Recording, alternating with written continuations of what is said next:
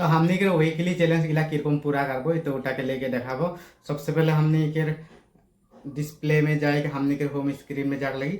Home screen में जाओ पीछे हमने के देखे पाथा प्रोफाइल में डैशबोर्ड बोल के लिखा है। तो डैशबोर्ड टा में क्लिक कर दे लगी। डैशबोर्ड टा में क्लिक कर दे लगे हमने के नाम टा में आरेक बार क्लिक कर दे लगी। फिर से आरेक बार वीकली प्रोग्रेस बोल के है वहाँ क्लिक कर दे लगी।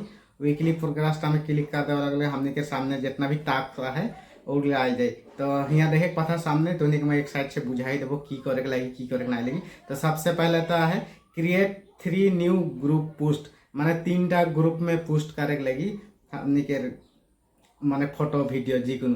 तार पीछे 2 नंबर में है क्रिएट 7 न्यू पब्लिक पोस्ट माने है 7टा हमने के पब्लिक पोस्ट करे लगी हफ्ता भीतर 7टा।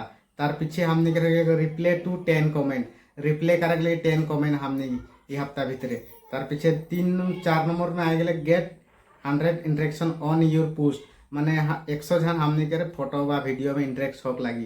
तार पीछे 5 नंबर में है get 600 more views on your content माने हमने के वीडियो में 600 मानुष जन देखे लगी बोल के बोल रहे हैं। तो आशा करते बुझे पाला मोर टास्कटा किरकम बुझाई दिली। तो आज के वीडियो।